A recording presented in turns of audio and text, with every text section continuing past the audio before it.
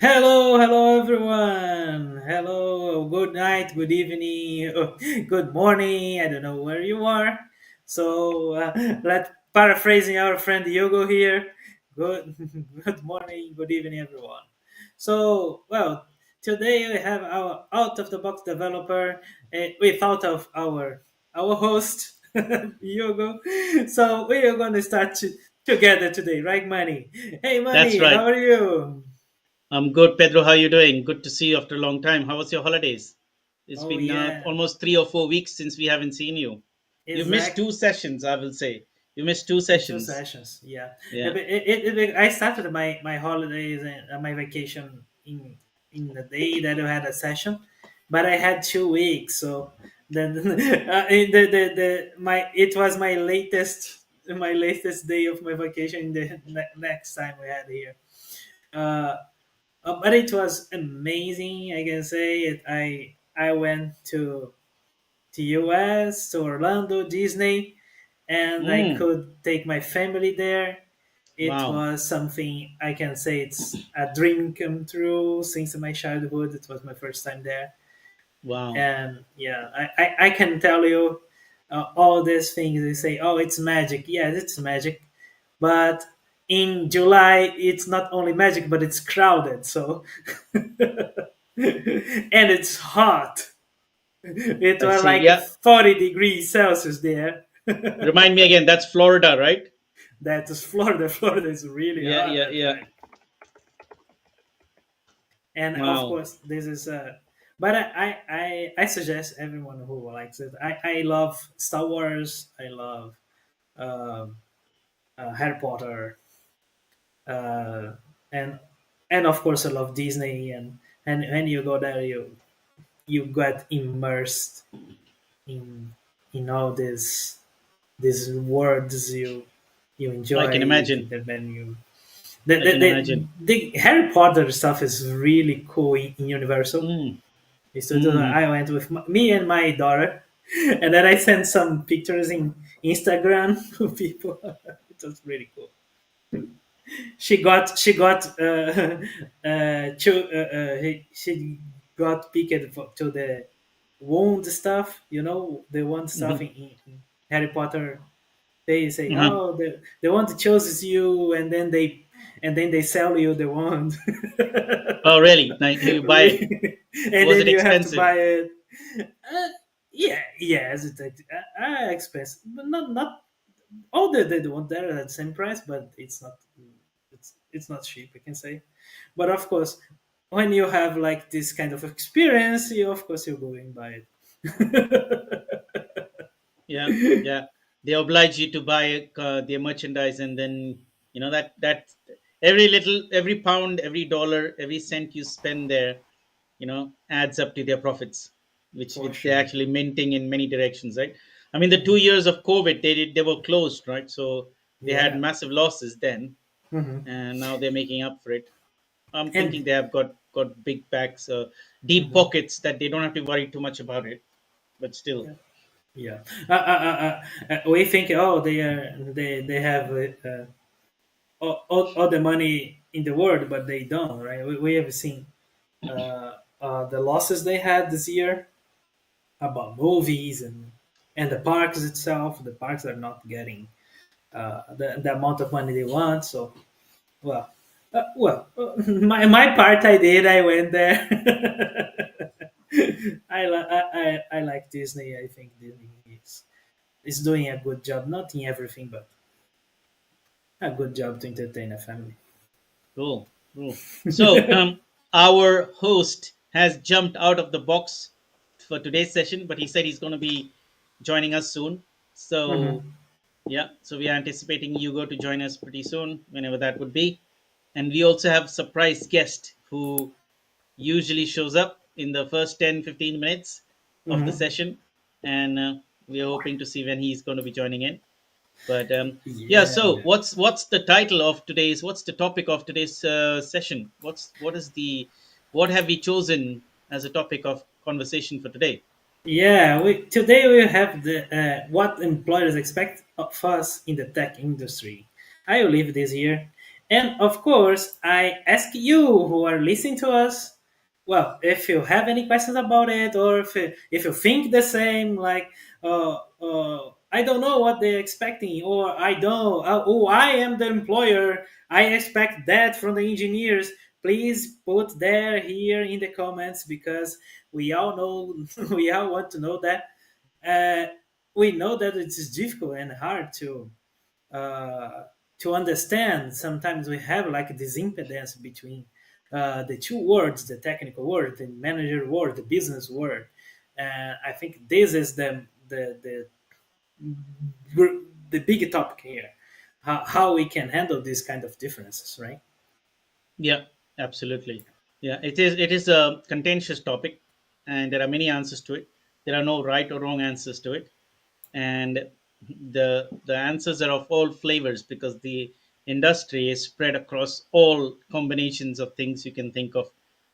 You have areas of the industry where employers know what they expect from the rest of the tech industry, Hmm. and then there are areas where employees are catching up with what the tech industry can offer. So, and they don't know what to expect. And then there are ones that are in between that are learning as they go and they're improvising as they go. So I think it's a very broad spectrum. So I'd actually like to hear this from our esteemed viewers and the community, so that Hmm. they strike some angles that we can take further from here instead of giving your opinion or my opinion. And yeah, let's see where that goes. We Yeah. usually have a lot of people, a lot of the usual suspects, as I would call them, or the usual joiners who start off with such kinds of discussions very quickly. So I think there's something happening in the live chat already. Oh, No, no, Bruno. it was Oh, just that's. me. It's Oh, just you. me putting the question there in chat. Oh, So I see. I get it. Yeah, I get it. I see yeah, now. You have the power in your fingers to send it across to all the channels. Yeah, you gave it to me, right? You yeah, was absolutely. He only gave it to you today. Let's see if just he's for going to today. regularly give it to you. Yeah, that's Yeah, the other thing. That just was for only today. because he had to jump out of the box and do some other session elsewhere, Well, and he's going to be I, coming back into the box when that session, other session finishes.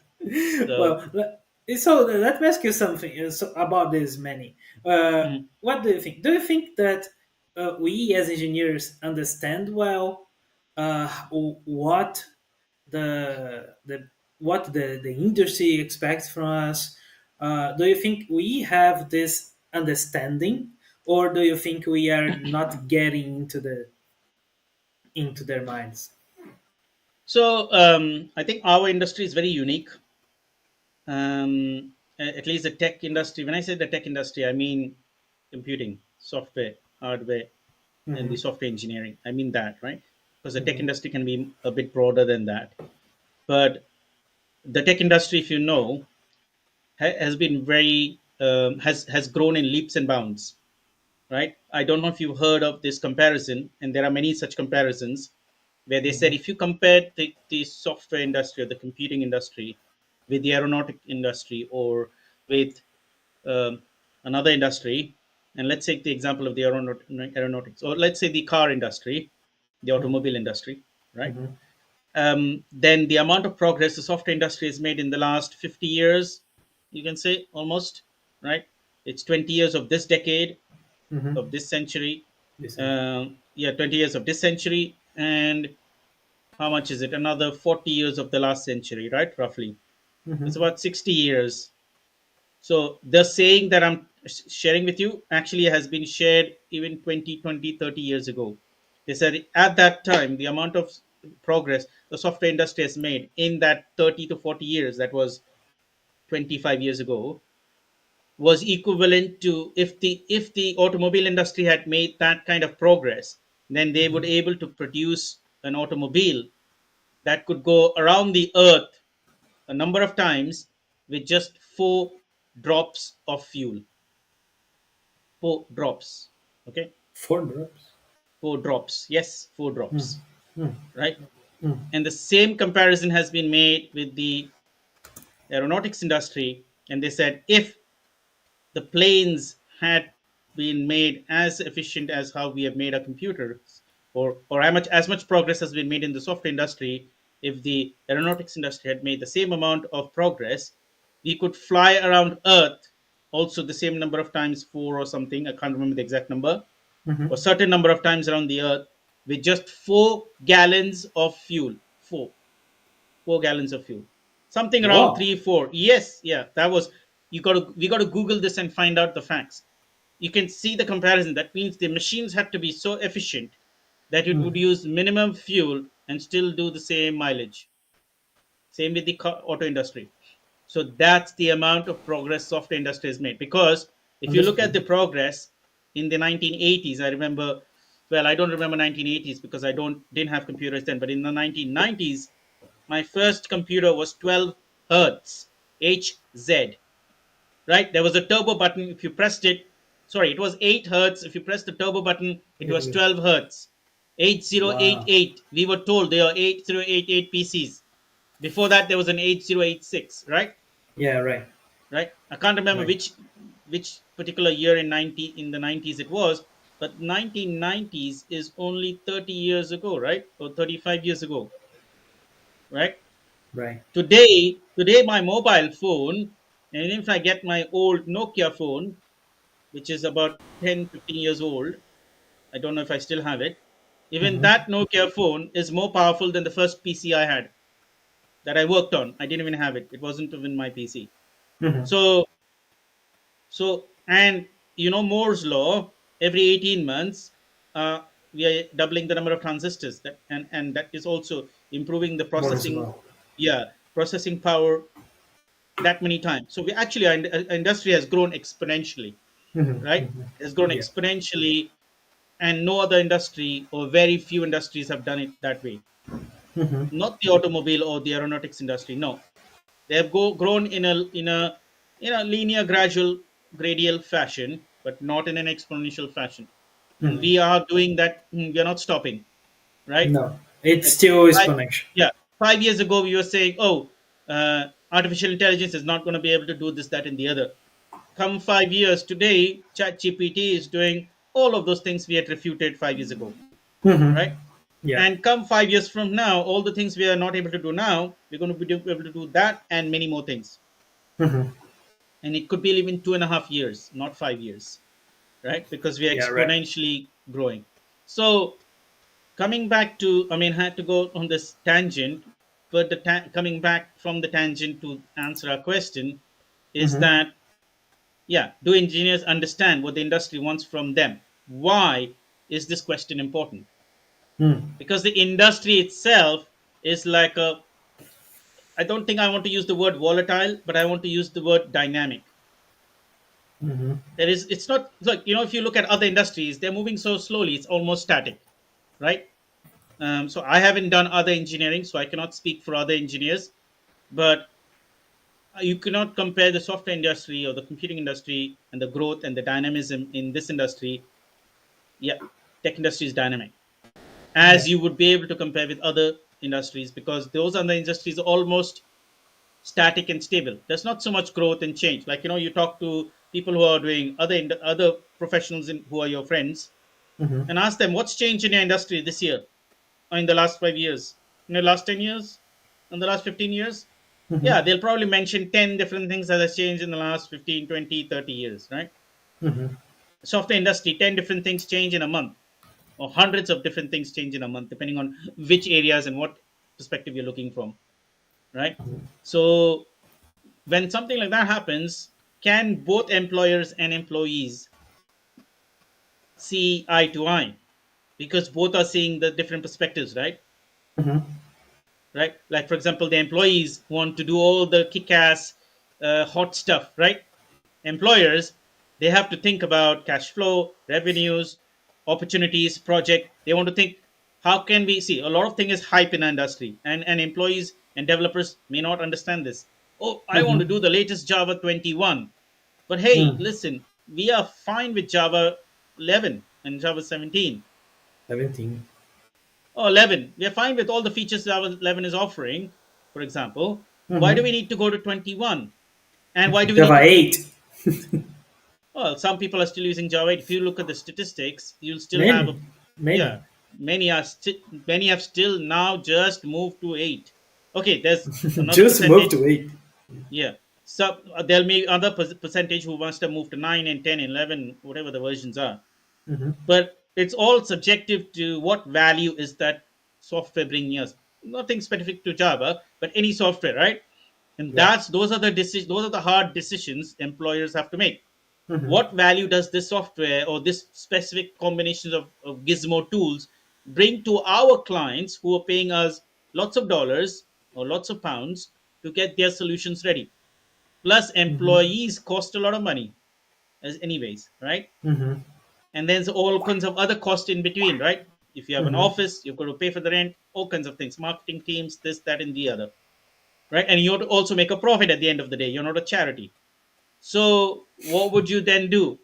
Would you then go with what the employees say, or would you Mm-hmm. have to strike a balance between what the employees say, at the same time follow what the clients say because the clients pay the bill, right? Mm-hmm. So that is one angle. Now, so having said that, many employers are smart and they're able to see eye to eye with the employees, and they tell them, look, yes, come, let's build all of this stuff. You can use the latest gizmos and all stuff. But hey, the reality is our clients don't need the latest gizmos. Can we build them something simple first? And you guys play with the latest gizmos in your free time. Like, you get 1 day a week, you play with the latest gizmos, build some stuff. If we can monetize it, then we'll sell it to our client, and then the client can start using the latest gizmos. But there are many of our clients who don't need the latest stuff. Most of it do. So there Yeah. are those smart employers who know how to strike a balance between what the client wants, what the reality is, what the employees want, what can we do, So how can we make a profit. It's a hard game. yeah, that I put it makes me think about one more question that I written here. Do engineers must understand tech and business domains for that? Very good question. Bruno and I have always talked about this in many of our podcasts since we started this and even before that. It is Mm-hmm. super important, and I have this struggle with many. I wouldn't say newbies. I also see in experienced developers, they lean on to one thing. If you ask them a list of books one you should read, they will name you all the technical books, but they will not name you any of the methodology books. They will not name you on any of the patent books. They will not name you on any of the soft skill books. They will not name you the ones in between books, right? The ones that Mm-hmm. teach you stuff that are higher level. And if you know them, then you can manage technology better. And they will, and many times in the conversation, oh, Spring can do this. Oh, we'll do this in Spring. But they're not talking about what business requirement are we trying to solve. Can we do that in one line of code? No, we'll just put this annotation on that function and it should do it. But that's not important. Important is what business function are you trying to fulfill. Mm-hmm. Can that be done in one line of code? Does it need anything other than just one line of code? And let's start with that one line of code and then we build on top of it. So at least we fulfill the business requirement. So yes, business domain is why we get hired, not technology. For me, that is very clear. Even Mm-hmm. though employers are hiring you for a technology, if you can go into a business and you can tell them, I'm going to write one line of shell script and I'm going to solve this problem of yours. They're not going to say, here's the door, leave. No, they'll say, all right, you can solve it in one line of shell script. Please come here. Show us how you do it so that we can do it better. And maybe you can write it in one line of Java. Don't Because we don't use shell script here. We use Java. Example. Can you show it us in one line of Java or one line of Python? Mm-hmm. Then they will want to know that from you, because business is not really so much concerned about technology. It is, but it isn't. If the business problem can be solved quickly, easily, reproducibly, reliably, and other people can read it and understand how the solution works, Mm-hmm. they will go for that solution no matter what technology it is in, right? Then Right. comes technology, right? Because then is okay, that's a great thing you've shown us. We here in our setup use these set of technologies. Can you show us how to do that in that technology? Then Mm-hmm. you've won the game right there. But if you Mm-hmm. try to solve using technology, then firstly they'll say, sorry, we don't even use this technology, but what you solved, we don't understand. Right? There are two problems there, right? Uh-huh. We don't Yeah. know we don't know if that solves the problem. So you see, There's a difference. So business domain is very important.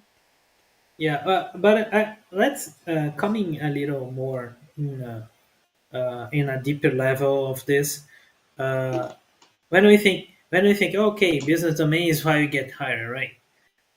But when we are working in our companies, uh, we mostly don't have the power to do any decision about business or any decision about product sometimes many times. I think in most of our career, we are uh, mostly executioners, not not make decisions, Decision makers. Yeah. decision makers exactly. So I think so when we think about this, we can say, okay, sometimes we're doing some stuff because, well, we need to because they ask us to, and the feeling is that we we are not doing the correct stuff. Just because sometimes we can understand the domain or the business or what the meaning of all of that. So how we can overcome these moments, especially in our different phases of our careers. Like, I'm junior now. How can I overcome that?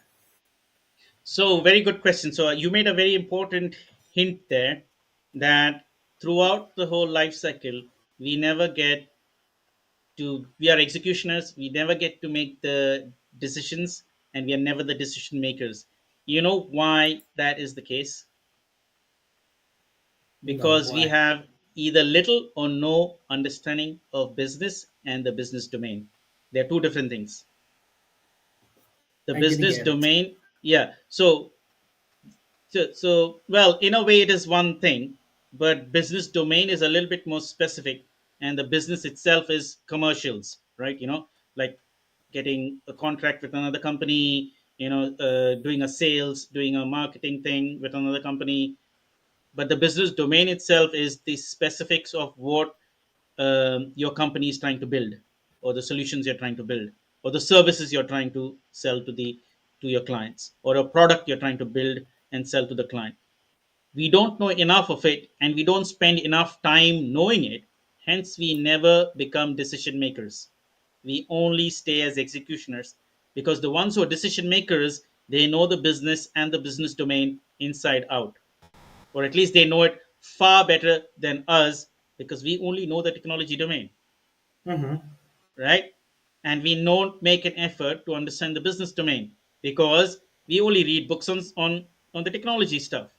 We don't try to make an understanding of, okay, let's use methodology to understand the business domain, and weave the business domain with our technology using a certain methodology or methodologies. That way, we are speaking the same language as the business domain experts. You get Mm-hmm. it? Mm-hmm. So there is a concept called um, behavior driven development, and there's a language called Gherkin. It's just an Mm-hmm. example. Mm-hmm. People who use this, they are closer to the business people than the ones who don't use it, because it's with the help of the business people they write the Gherkin stories, Uh-huh. and those Gherkin stories are business driven development tests, and then the development of the product or services or solutions is done using those Gherkin stories, right? So that's an example. That's one way to get close to the business domain expert, because now the business domain expert has a say in the technology you're building. You see, the reason we are only executioners and never decision makers is because we have never built that bridge with the business people side of people, the business stakeholders. Because we are speaking the technology language and they don't understand the technology language, and they speak the business language, and we are showing no interest in it, right? So, as a junior developer or as a starter in the industry, one must take interest in, what am I building? Who am I building it for? And how does that thing work? Let me do it manually first. Let me understand the process manually. Let me draw it out on paper. manually. Let me see, let me draw actors, processes, actions, outcomes, and let me draw a whole flow to flow, end to end flow from customer to client or client to customer, right? That is the first thing a starter in the industry should do. Not write code, because that's what every starter wants to jump to in. Oh, I'm going to start writing code. Yeah, I'm going, and like, what have you done? You have not captured the requirements. You have not understood the business. You have not understood the flow. You have not understood the language the business domain expert uses. You've not understand the terminologies that the business domain. You got to create a glossary of all of that first. When you start drawing the diagram, the flow diagram, you start labeling the names, the flows. All of these things have a business name. Forget technology. Technology can be, I can do solve this. There are people. I don't know. Someone was giving an example. I think it was on our podcast or somewhere else. It might have been Bruno. He was saying that his friend executed a startup by going to everybody's door and asking them how a problem, what problem there, and he could solve it for them. He was actually Mhm. using people overseas in another country where the costs were lower and the people were smart and still could do all the technology stuff and deliver him the solution, and he would Mhm. then go and sell the solution to the people, his clients in Brazil or somewhere else. Mhm. So you see, that was a smart move, right? Neither party knew anything. The person who was Mhm. executing the solution didn't know any technology, maybe knew but didn't use it, Mhm. gathered the requirements and had the requirements executed somewhere else, took the solution and gave the solution back to the person. So you see, that is how starters in the industry should work. Capturing requirements first, understanding the requirement, understanding the flow. Hence, this lack of business domain knowledge comes because we are so focused on learning technical books and writing lines of code without knowing where we're going to apply that for. You need to first know where it's applied for. Then, if Mhm. you learn the technology, then it becomes easier. So, do you think we as developers should choose uh, a domain vertical or something like that? The same way we choose our stack of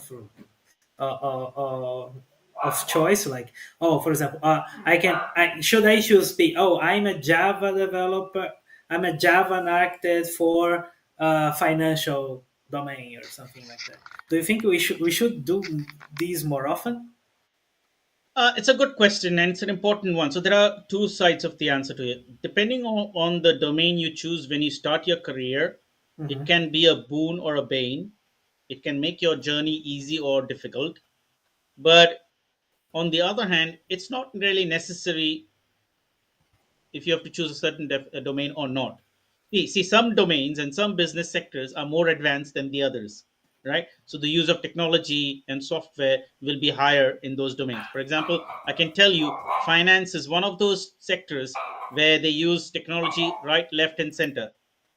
People are quite the companies and the people working in that sector are quite advanced or forward thinking, because they want to be cutting edge, they want to be ahead of the competitors, so they will make use of the best of technologies out there. Whereas if you take some other domain where people either are phobic to technology or don't know how to use it, or there are no pioneers or innovators in that sector, so that sector is lagging behind. So the use of technologies in that sector will also be small, and the people who are looking for technology people in that sector are also going to be smaller in number. So you'll have less roles and less jobs in those sectors. So if you Uh-huh. join that sector, your career progression will be slower, right? Because the best practices are not going to be there and all that stuff.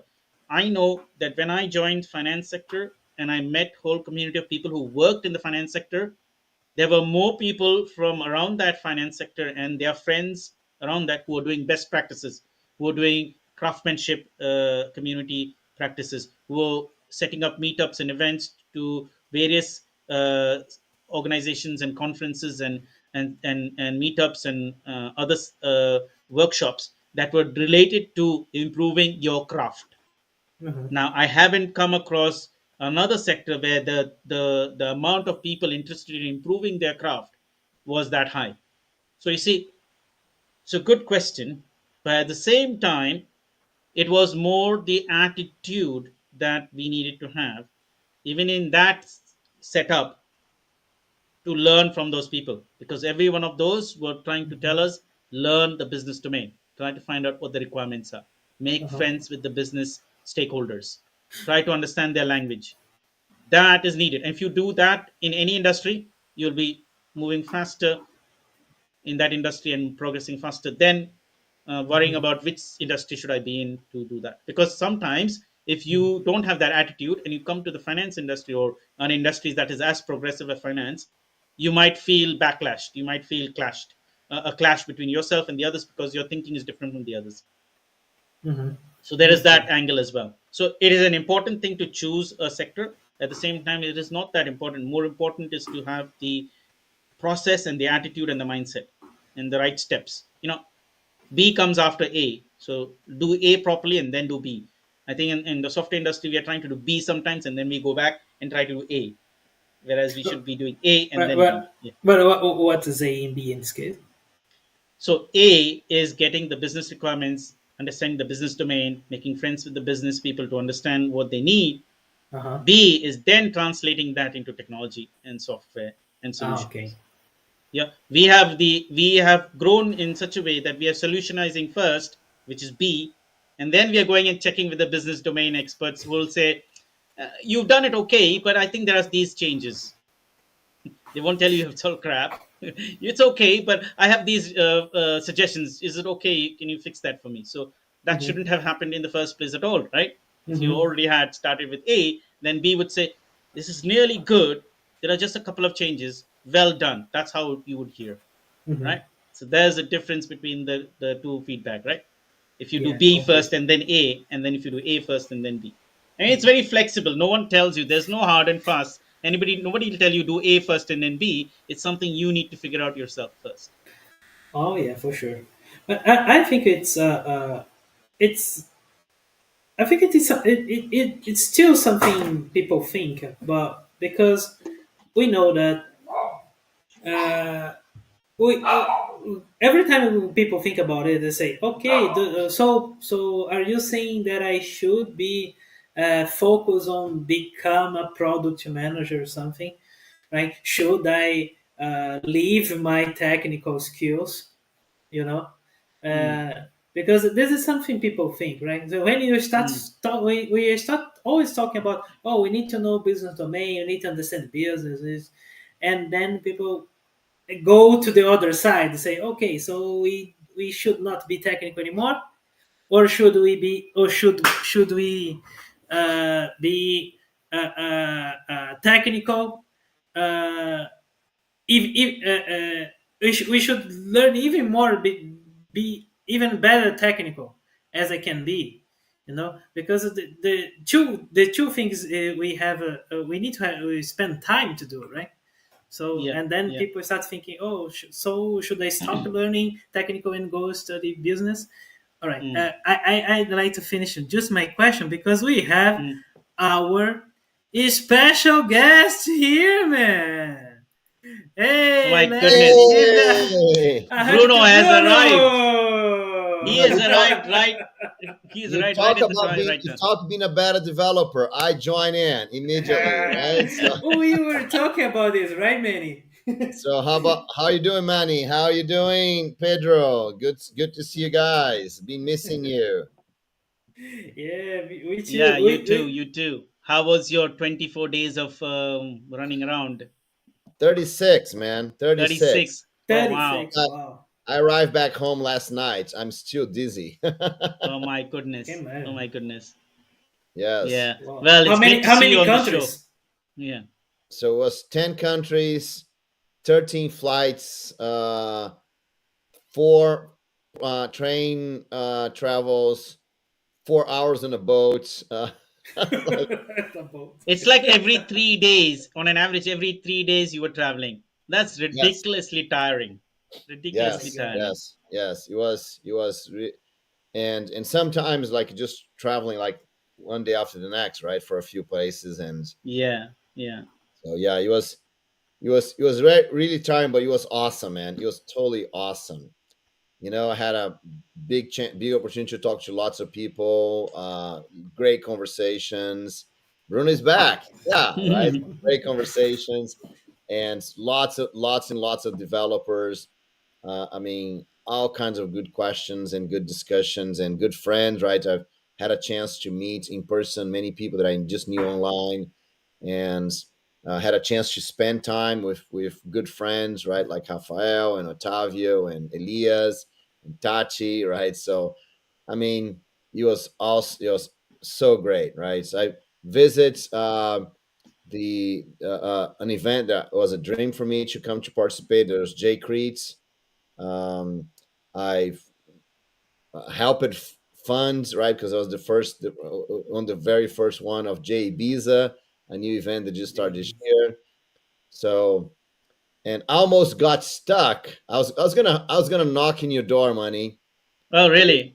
Yes, because almost got stuck in Birmingham. Oh, So really? You did? I What was the day you landed there? Because your schedule said to be confirmed, and then I wasn't sure if you're going to be there on that day. yeah, I know it's that's I forgot to adjust that, but yes, it was. Uh, I I did a talk there on the 18th, Oh, right? right. Okay. Yeah, but then we lost our passports in Birmingham. Oh my Really? goodness. Oh Yeah, my god. I was really scared because I there's no way I was supposed to leave the next day to Portugal, right? So there's no way I could leave England if without my passport. So we're planning, you know, to go to London and go to the Brazilian embassy, all of that. Mhm. But we're able to recover the passports before our flight. So Oh, yes, lucky you. Well Whoa, done. really, Yeah. lucky you, Yeah, man. otherwise you would have to come to London, get your passport from the what is it, Brazilian the embassy, Brazilian embassy, and so on yes, and so forth. Yeah. yeah. So I was already planning here to go knock on Money's door. A surprise one. Right. I could Yeah. not I could not knock on heaven's door, but I could knock on money's door, right? Almost the same. Yeah, it's the closest when you come to London. That's the closest, closer to heaven. Right, yes. So that was a scary moment of the trip, but everything went fine, so that's good. But anyway, I'm back Yeah, home, well, yeah, good to happy. see you back. Yeah, and we picked up this topic because I think we've spoken something in these lines in the past, if you remember, Bruno. Hmm. And I thought, off the top of mind, I thought, why not talk about this? Because we haven't talked about something specific like this in many sessions, because Hmm. all of our sessions have been like coding and live and mind mapping and all that stuff. So to just bring it back. Um, yeah, so and we didn't know you would be definitively joining us. Our regular host is has jumped out of the box for a little bit, so he said he would be joining us sometime, but let's see. Um, Yeah. yeah, so I think we were at the point, Pedro. What was the last thing you said? That after Before Yeah. which Yeah. before I came here interrupt everything, right? no, I think No, it's I fine. think you get exactly the moment to answer the question, right? Yeah, yeah, exactly. I But think you heard the question, Bruno. So So so sh- so tell fire away. shoot the question again, Pedro, and let me try sure. let me try to Well, answer that. yeah, the question was exactly say because we were discussing about we need to know more about business. We need to understand business. We need to be able to ask questions, and then many engineers who only like the tech stuff, so they say, "Oh, so I need to stop studying my technical stuff and start studying the business." So, well, should I do that? Should I stop doing what I do best? Mhm. So here's my take on this, right? There's two things we have to think about. So yes, your knowledge, your technical, it's awesome, right? So and you that depends on what you want to do. The better you get technically, the idea is that the better you get technically, the more important, more interesting projects you're going to be able to participate at, right? And so because it doesn't make any sense for you to just get better technically, better technically, if you're not actually creating some impact with with that knowledge, right? Especially if you get stuck on doing similar projects, for example. So you have to go into into deeper projects or into more complex projects or anything like that, right? So then the question becomes, okay, so how can I go to those projects, right? Also, because that's the point, right? So the more interesting, the more challenging project you get to, the better you're going to get technically, right? Now, for you to be considered for those projects that are going to have more impact, you have to have a better reputation. So all the things that we're talking about here, you go know the business, more the architecture, you're able to communicate, you're able to present, you get visibility. All of those things will help you to get you into the more interesting, more challenging projects. And that is when you're going to go deeper into technology, right? So those things are not on either either or, right? They are more like an also and, right? So no, Also, okay. you get to learn the business, you get to be better communicator, and that puts you into more interesting, more challenging projects, and you get to know to go deeper in technology, right? So I think that's the way I see it. And yes, if you don't do that, if you don't actually, there is one interesting thing here. Um, and it's Conway's law. I think we talked about Conway's law sometime in the past, right? And Conway's law, actually, let me even get here just to read exactly, right? So uh, Conway's law, right? So just Wikipedia is the best place to get yeah, Conway's law. yeah, that's exactly where I am, right? Okay, so I'm just gonna put a link here. So if anyone want to follow that, right? Where's the chat here? I'm just putting the chat so Pedro can everyone else, right? So, money already beat me to it, right? So I'm not why I'm trying to do It's that. all right. You can All use right, any of the links. It's the same link.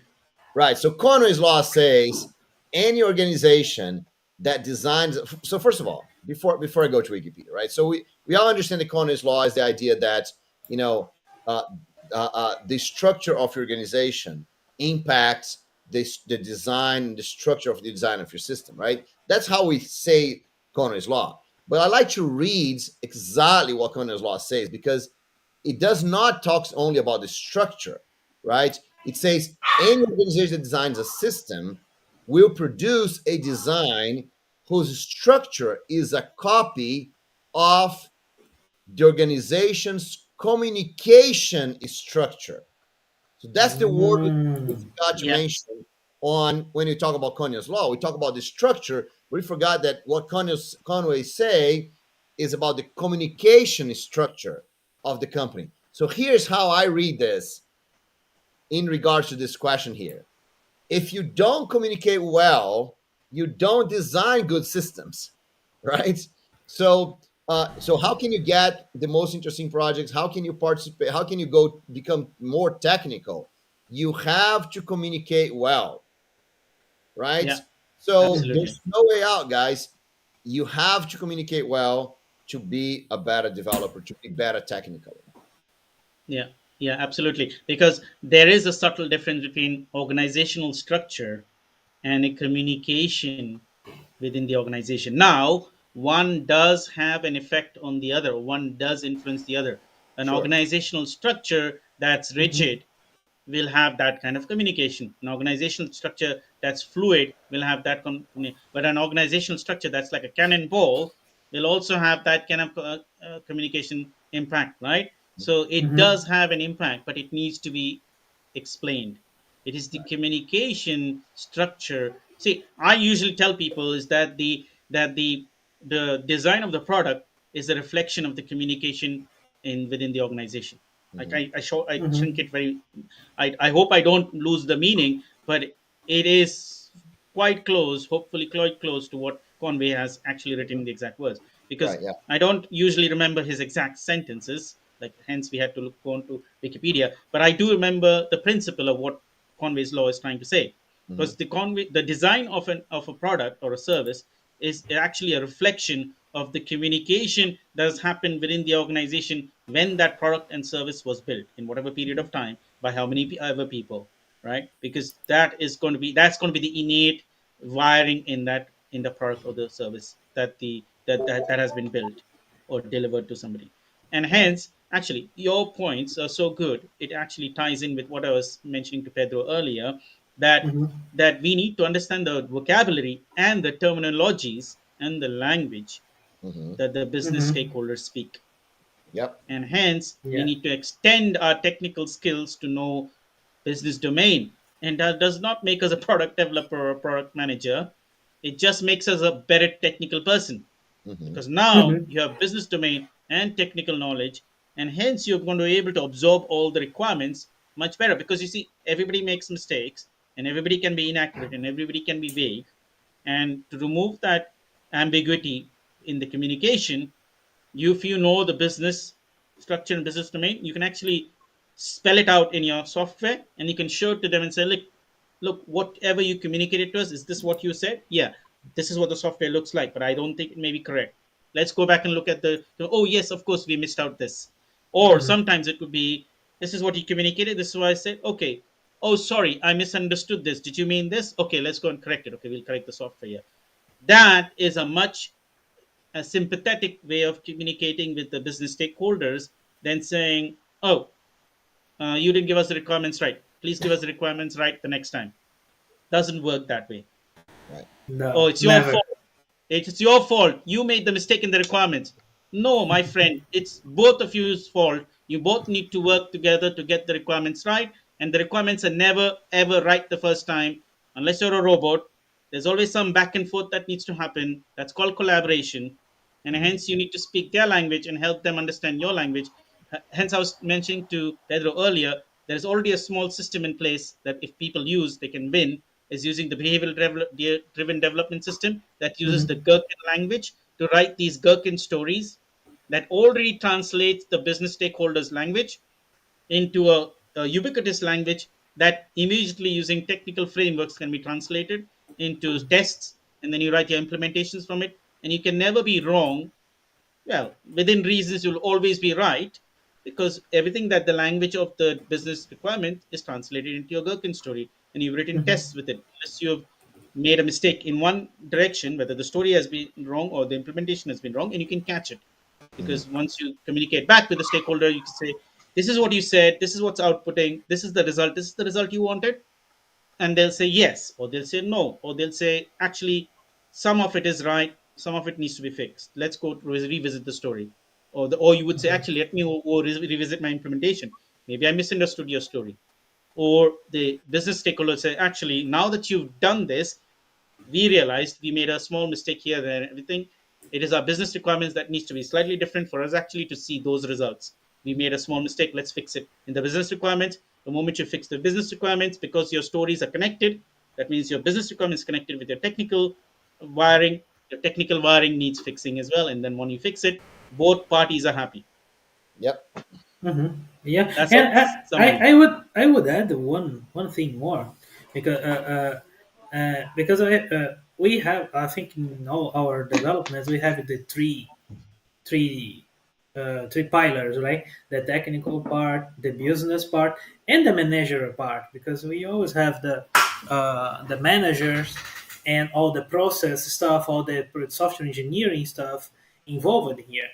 And I think the same question we do here is say, oh, how we can improve this communication, not between like the development and the business, but between the development and the management, right? Uh, and when we improve this, or when, for example, if a developer understands much more about management or how the management works, or what the management needs, what management needs to report to the higher management, you can be a better developer for your manager. If you understand the business, you can be a better developer for your product manager. The same way, because you understand what they need, what they value, Hmm. right? So, Exactly, and exactly. this is and and that's why I would add, because it's not only business. Most of the time, we don't know. It's much more difficult to understand the business, because sometimes we are changing business, right? Developers go to one business, we go to another business, go to another business. Sometimes you are a consultant and you go to completely different business. But we always have the management part. We always have a manager. We always have an organization that we need to tackle. And this is, I can say that, for example, I studied management, project management, like in more than 15 years ago. And this is, for me, it was like opening my mind. I was like a technical guy, just like architecture and development, designing code and object oriented stuff. When I started understanding what the management needed to do, and I could say, oh my God, that's why I always have problems talking to my manager. Because always a manager is asking something that I don't think are the most important ones, right? Yep. And Yep. That spot on, Pedro. Because Yeah. the relationship needs to be built, but also more than that, the way to win over the management is to actually try to understand what are they trying to solve. You see, getting the business requirements right is one thing, one but thing. what problem are you trying to solve? Who's your audience?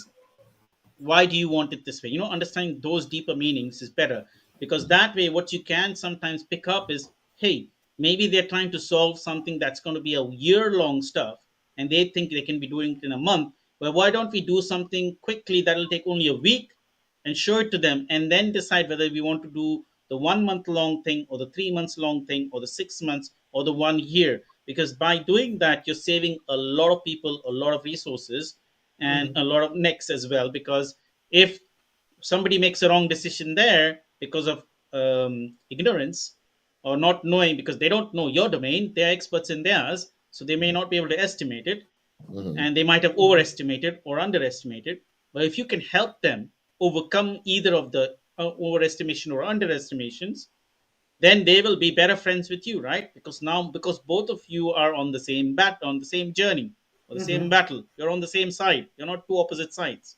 It's not, Exactly. they are your clients, but it's not opposite sides. You're on the same side, because if they are successful, you're successful as well. If you're not successful, you might have to look for some other role somewhere else. Yeah. Simple as that, right? So why not try to solve their problem by trying to understand the nature of what they are trying to achieve, right? And at the same time, fairly, they should translate to us what is they are trying to achieve, right? That is also a fair thing, right? If that is not going to be clear and it's going to be vague, then of Mhm. course you're not going to be able to help them. You'll have to work harder to find out what they're trying to achieve. That's where I come from. I don't know, Bruno, if you have something to add to this, or something to different to say Yeah, about this. there's just one more point, right? So you guys are Mm, talking about this conversation between what the requirements are and what we need to implement, all that. And there's one more thing that I think you should consider also in terms of being better is that the technology, what are the things that you want to do, the things that you want to include, the new technology that you want to use, for example, right? So being able to understand the business and understand where the things that you think are important should be applied, right? So then not only you can listen to what people from the business want, you can do the other way around. You can propose things, right? yes, And so and the best way for you to work on the most amazing technology, the most amazing projects, is that when you are able to propose those new things that that you're looking for, and then you get to work on the things that you want, right? So again, exactly. it all comes to the idea that how can I be a better technical person? And we don't get better by spending lots of hours at night and on weekends. I mean, we do, right? But Yeah, exactly. there's a limit on how much of that you can do.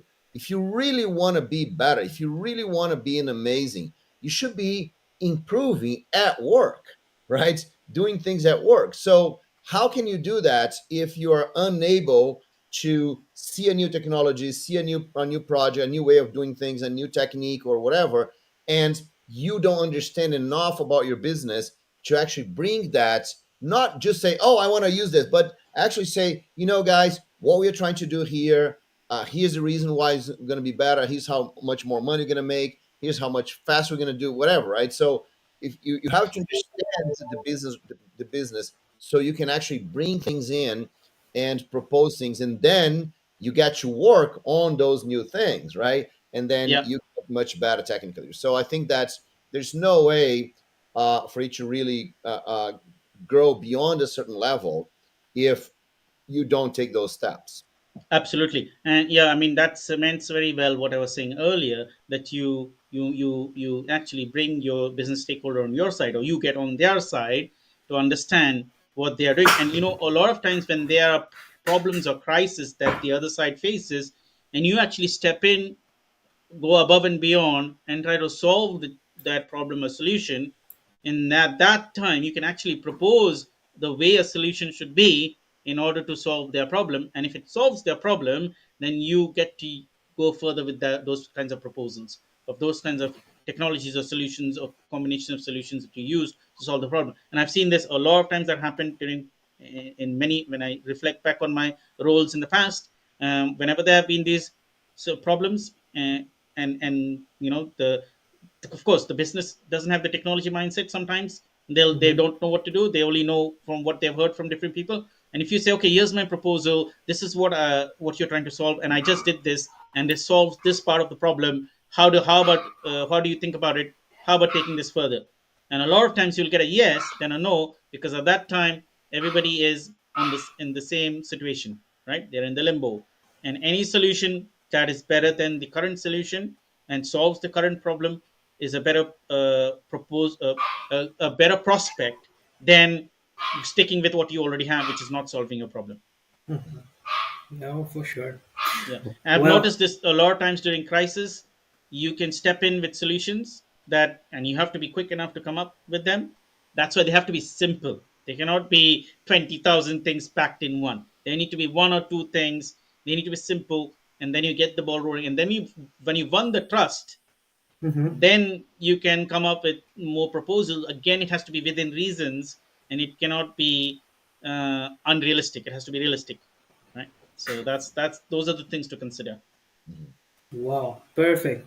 Well, I know this topic is hot. We will have to the best of to talking about careers here, but well, we are You know, about our time here, and I would like to invite us to start that our section to share books that we have every session. Yeah, So yeah. who wants to start?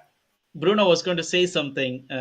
Why don't you complete, and then we start our book sharing? no, I was just gonna say that for me, I think that's very interesting. That when you talk about this topic about career, about getting better, the first thing that many people imagine that, oh yes, because people are starting their career, right? So they're beginning and how to do this kind of things. But interesting enough is that uh, so Emmet saying hello, Emmet.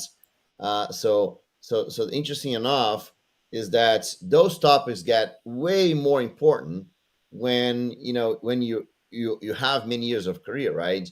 Because that's when any improvement in your career makes a huge impact on you and your project, everything. So I just love those discussions, right? So I think that they're great, and you guys are right. That's it's until a certain point in our careers, the only thing that matters is how good technical we are. And then but it gets to a point where we want to to do a next step. We want to have more influence. We want to have to participate in more interesting projects.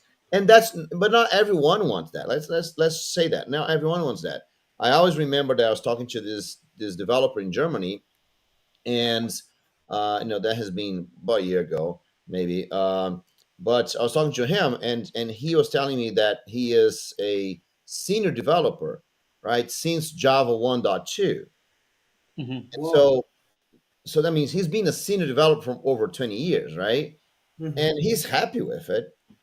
That's okay. I don't want to grow. I don't want to be more influential. I just want to do my work and go home and go do something else, right? That's Hmm. okay. So there are people that just they're just fine with whatever situation they have right now. And I'm okay with that too, right? I don't think people need to be constantly going after this new challenge or anything like that. But here's the thing.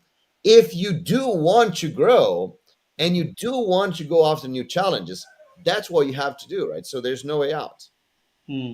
Yeah, Sure. absolutely. Yeah, Absolutely. absolutely. Yeah. And a lot of times we don't know about these things. We think it's only improving our technical skills is going to get us to the next level.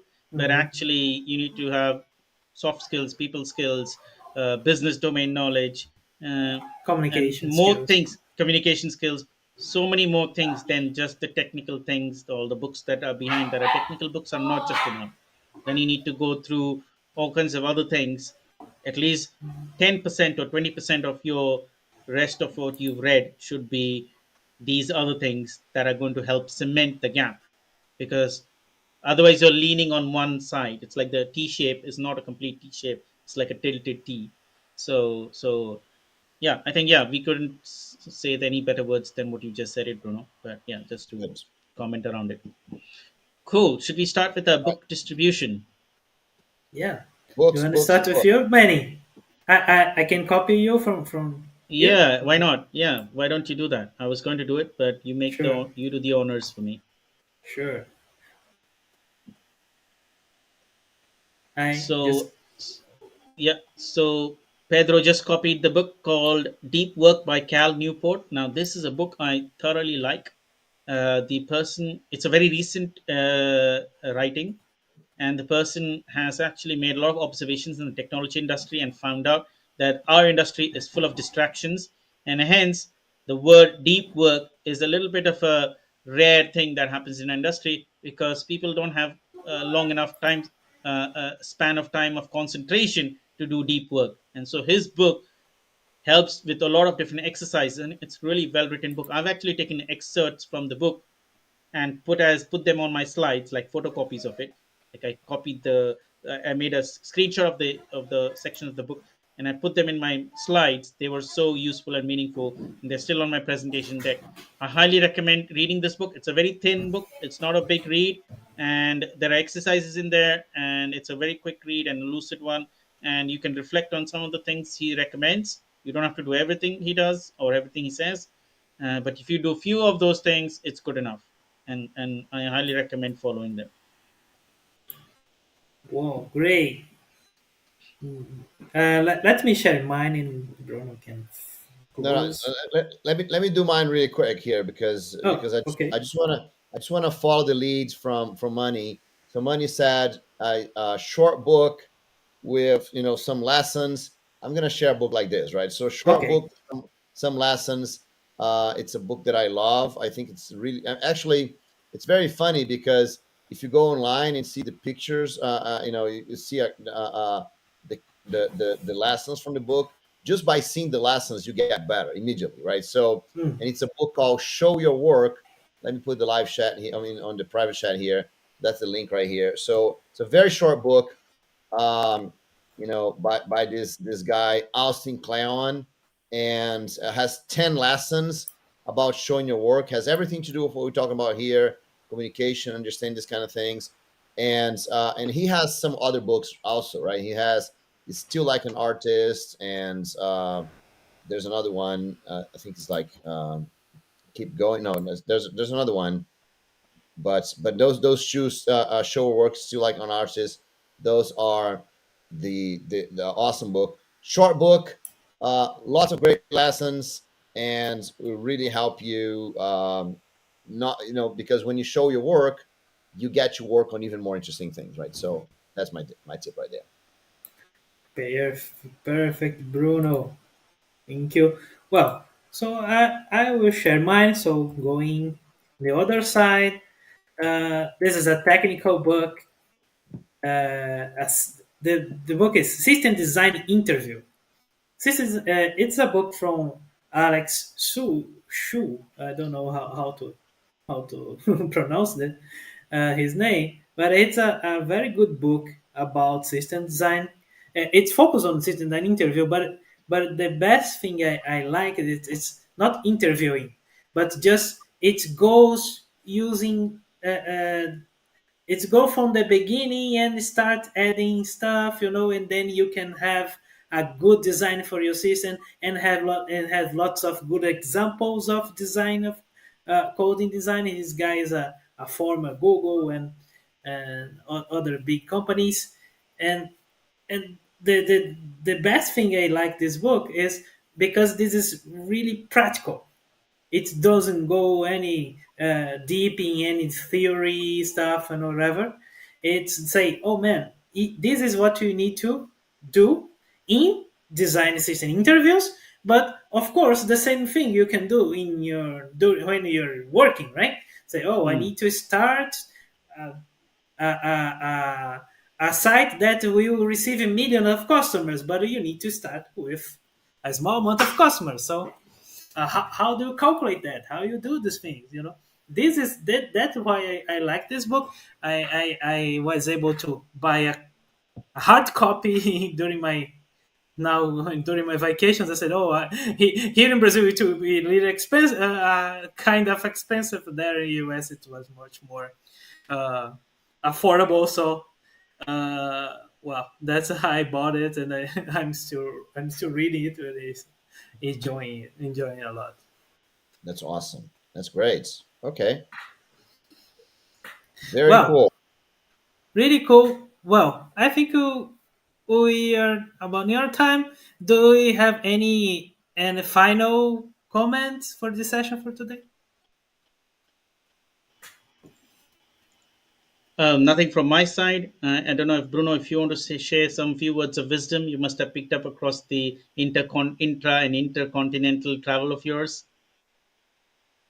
Yeah, well, I think that maybe we can have like a little bit more time in another session. But the one thing I want to tell everyone is that it has been you know talking to people in person and visiting uh, developers from so many different countries. The thing that I get out of it most is we all have the same problems. We all face the same discussions, right? It's Mhm. amazing how you go from different countries, and every single time, I get people saying that there's a thing that happens in almost every single presentation that I did. I talk about some things, and then someone says, "Bruno, I don't know how it is in your country, but here is different." And then immediately someone else says, "No, no, no, no. This is exactly how it happens in my company." So we all have the same problems. We all face the same challenges. And that's what I think it's amazing on the developer community. So you are not alone, right? You're watching this here. You're not alone. So if you're going through some problems, you're going some difficulty, don't feel like, oh, I'm so stupid. I'm the only person feeling that. No, no, no, you're not. We're all going through the same problems. We're all going through the same difficulties. So share with other people, talk about it, ask for help, because that's what we're here for, right? We're here to help you grow your Hmm. career, think outside the box, and really become a much better developer. Yep, very Perfect. well said, Bruno. Thank you very Very much for well. sharing those words. Thank you, Bruno. So, and of course, if you wanna continue discussing about this topic, this week we have a campus party, and we're gonna have the campus job there. We will be there, and Wednesday, Tuesday, Friday, and Saturday. So we will have some topics there. I will be there on Saturday, but Yogo will be there like all the day, and Bruno, of course, will be there some other day as well. So well, thank you, everybody. Thank you for listening. Take care. Thanks See for ya. Bye having me on. bye. Guys. It was Yeah. awesome. Thanks a lot. Cheers. Bye.